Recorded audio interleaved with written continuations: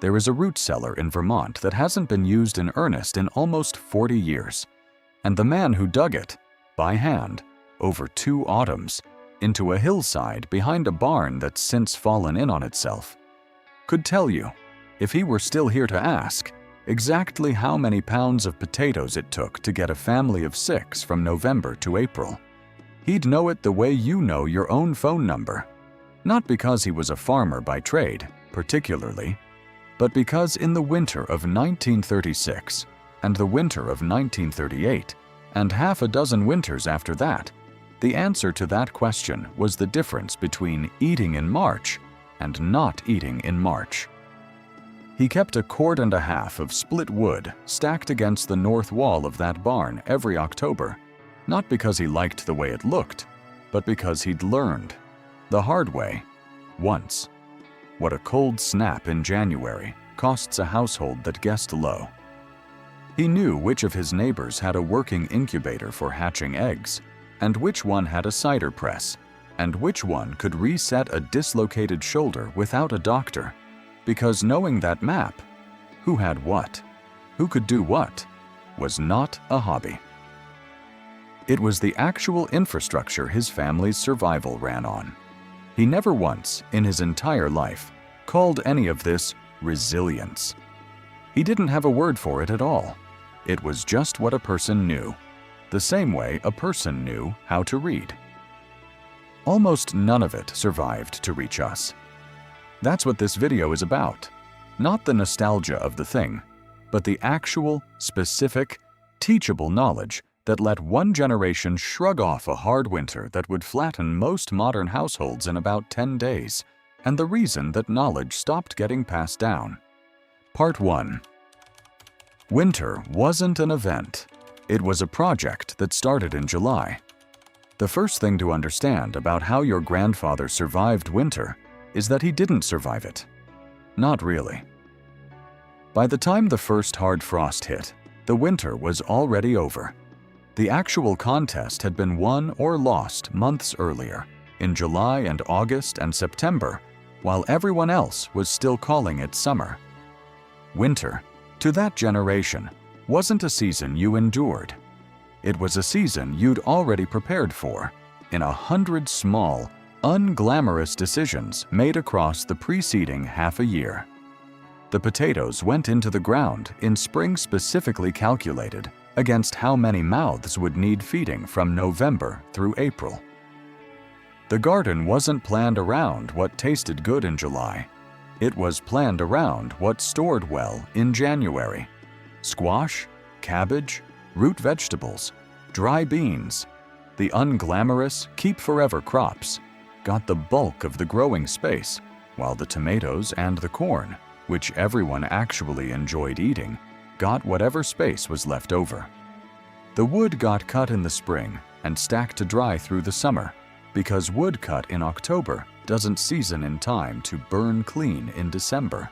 It just smokes and hisses and throws off half the heat it should.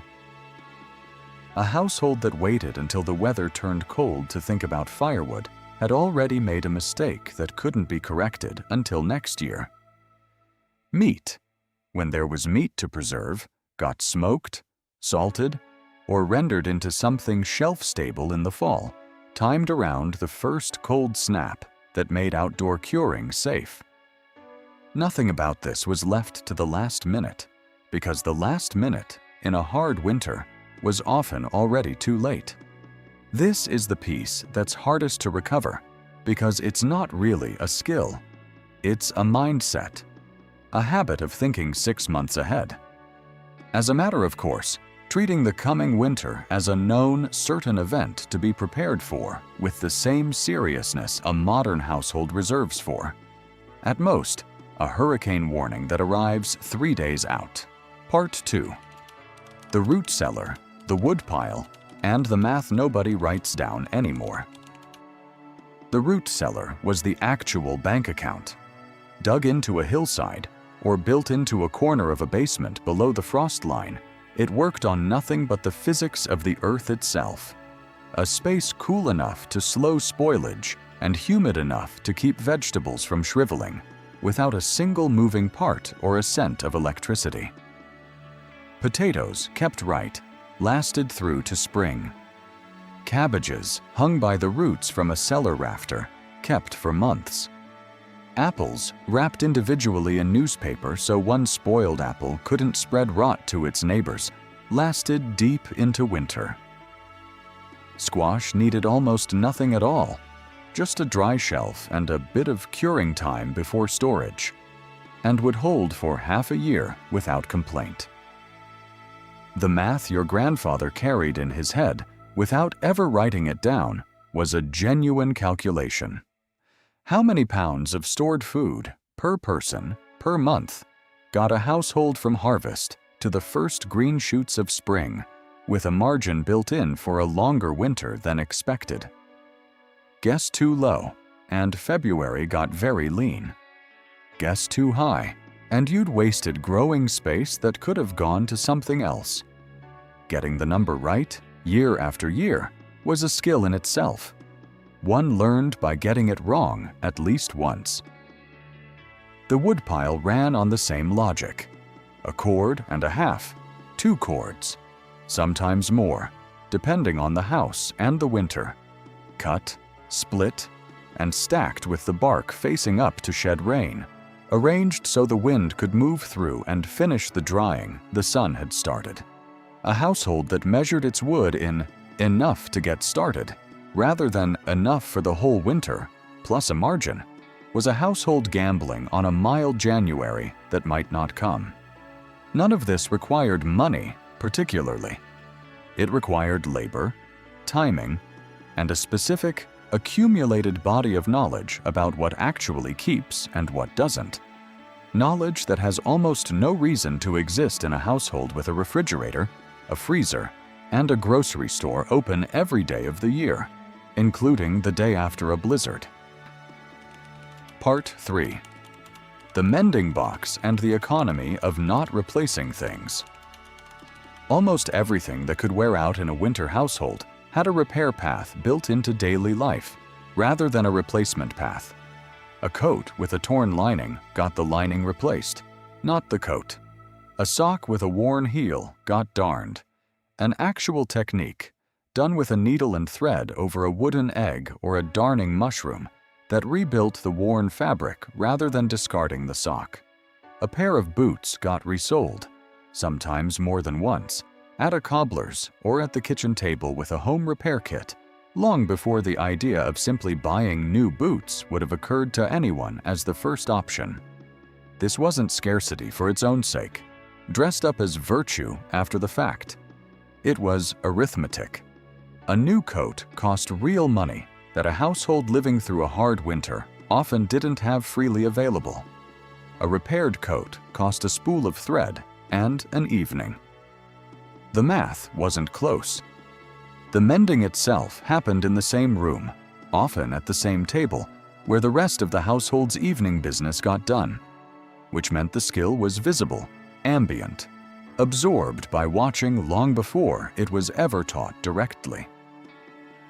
A child who grew up watching a torn hem get fixed, a button get resewn, a heel get patched, had already learned the basic mechanics of mending before anyone sat them down to teach it on purpose. That transmission, skill absorbed through ordinary proximity, not through a deliberate lesson, is very hard to replicate once the mending itself stops happening in front of anyone. And once buying a replacement became cheap enough and fast enough, the mending mostly stopped, and along with it, the quiet apprenticeship that used to happen around it without anyone calling it that. Part 4. The neighbor was the insurance policy. Here is the part of winter survival that had almost nothing to do with any individual household's own preparation, and everything to do with the fact that nobody was actually facing the winter alone. Your grandfather knew, with real specificity, what every household within walking distance actually had, who kept bees and would trade honey, who had a bull and would stand it at breeding season for a fee paid in something other than cash, who had medical knowledge, not a doctor necessarily, just someone who'd set enough bones and treated enough fevers to be the person you sent for before anyone thought to drive to town. Who had a root cellar that ran a little colder than everyone else's and could keep a neighbor's overflow through a particularly good harvest. This map, a working knowledge of the entire community's actual capabilities, functioned as a kind of insurance that required no premium and no paperwork. A household whose wood ran short in February wasn't simply out of luck. It was a household that had, over the preceding years, done enough small favors for enough neighbors that a wagon of split wood showing up unannounced in the worst week of winter wasn't charity. It was the same economy running in the other direction. This system had one absolute requirement. Everybody had to actually know everybody. Not socially in the sense of pleasant conversation. Functionally in the sense of knowing what each household could offer and had offered before. That kind of knowledge only accumulates through years of actual, ongoing contact.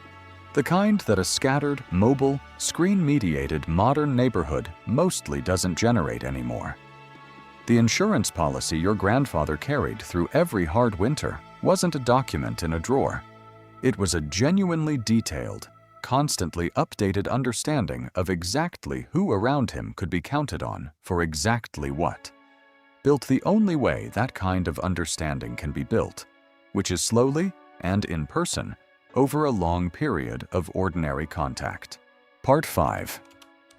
Why this stopped being taught. None of this knowledge disappeared because it stopped working. Cold still works the same way it always did. Wood still burns the same. Potatoes still keep in a cool, dark cellar exactly as well as they did in 1938. It disappeared because the emergency it was designed to solve mostly went away, and knowledge that solves a problem you no longer have gets taught less and less urgently, generation after generation, until it isn't taught at all. Rural electrification brought refrigeration into reach of households that had never had it. The interstate highway system and the modern grocery supply chain meant a snowstorm no longer meant an empty shelf. It meant, at worst, a 2-day delay before the truck arrived. Central heating meant a household no longer lived or died by its woodpile. Cheap, mass-produced clothing meant a torn coat became a coat you replaced, not a coat you mended, because the replacement cost less than the hour of skilled labor mending would have taken. Every one of these changes was, on its own terms, an improvement. Nobody is arguing that families should go back to living without refrigeration, or that a torn coat lining is best solved with a needle rather than a credit card, as a general rule. The improvements were real. But the knowledge that used to be load-bearing, necessary, urgent, taught deliberately because a family's survival actually depended on it, became optional. And knowledge that's optional gets passed down haphazardly, if at all, because nobody's forcing the issue the way a hard winter used to force it. The result, 2 or 3 generations later, is a population that is safer than it has ever been from the specific catastrophe winter used to represent, and almost entirely unable to do anything for itself if the systems that replaced grandfather's knowledge ever genuinely failed. A multi-day power outage in a real cold snap, a supply chain interruption, an ice storm that closes the roads for a week. The old knowledge wasn't rendered false. It was rendered invisible because the emergency it answered mostly stopped showing up. Part 6. What's actually worth relearning now? You do not need a root cellar dug into a Vermont hillside to get any real benefit from this. You need a handful of the underlying habits, scaled to an ordinary modern life. Think in seasons, not weeks. The single biggest shift isn't a skill at all. It's the habit of treating winter as a known, predictable event to prepare for months ahead, rather than a surprise that shows up every December. A pantry stocked gradually across the fall, rather than assembled in a panic before a storm, costs the same money spread out and buys real peace of mind. Learn what actually keeps and where. Potatoes, onions, winter squash, and apples all store for weeks to months in nothing more elaborate than a cool closet, a garage that doesn't freeze, or the bottom drawer of a spare refrigerator. This costs nothing to learn and meaningfully reduces how dependent a household is on the store staying open and the roads staying clear. Keep a working mending kit and actually use it once. A needle, thread in a couple of common colors, a few buttons, and 20 minutes learning to darn a sock or patch a seam is a skill that pays for itself. The first time a good coat doesn't get thrown away over a torn pocket. Know 3 neighbors specifically for something specific. Not socially, functionally. Who has a generator? Who has a chainsaw and knows how to use it? Who would notice if your power was out for 3 days and you hadn't been seen? This is the single hardest thing to rebuild and the single most valuable, because it's the one piece of the old system that no amount of individual stockpiling can replace. Build the margin, not just the minimum. Your grandfather's woodpile wasn't sized for an average winter. It was sized for a bad one with room to spare. The same principle scales down easily. A pantry, a first aid kit, an emergency plan sized for a worse week than you expect, rather than exactly the week you're hoping for. None of this requires abandoning a refrigerator or a grocery store or central heat. It requires borrowing back the specific habit of mind that made your grandfather's winter survivable with almost nothing. The habit of preparing early, storing wisely, mending instead of replacing by default, and knowing in real and specific terms who around you could be counted on if the systems we've all come to rely on ever actually failed. He never called any of it resilience. He just called it getting ready for winter. It's not too late to call it that again. Part 7. The week. It actually gets tested. Here's the thing about all of this that's easy to miss until it happens. The old system was never really tested in an ordinary week. It was tested in one specific week a year. The week the power went out, or the roads closed, or the truck couldn't get through. And it was built on purpose to be boring every other week of the year so that it would hold on the one week that mattered. That's the part worth sitting with, because most modern households have quietly inverted it. We're extremely well provisioned for an ordinary Tuesday. The store is open, the lights are on, the furnace runs on a thermostat nobody thinks about, and almost entirely unprepared for the one bad week a year that actually tests anything. A 3-day outage in a real cold snap. A storm that closes the roads for longer than the pantry expects. A supply chain hiccup that empties a shelf for a few days at the exact wrong time. Your grandfather's whole system existed for that 1 week. The rest of the year, the woodpile just sat there, unremarkable, doing nothing anyone had to think about, which was the entire point. A system you only notice in a crisis, built and tested during the calm, is a very different thing from a system you're improvising for the first time while the crisis is already underway. You don't need to know that in the abstract. You need to know it the way he did, specifically in your own house, before the week arrives. How many days could your pantry actually cover today without a store trip? How your household would stay warm if the heat failed for 3 days in January? Who, specifically, you'd call first if it happened tonight? Those aren't hard questions. Most people have just never been asked them, because most winters never test the answer. But some winters do. His did, more than once. And the whole reason he could shrug off the ones that did is that he'd already answered the questions in July, when nothing was actually wrong yet. Which is, it turns out, the only time those questions are ever easy to answer. If your family still keeps any version of this alive, a cellar, a woodpile, a mending basket nobody's thrown out? Tell us about it in the comments. And if this is the kind of knowledge you don't want to lose, subscribe. We dig one of these up every week.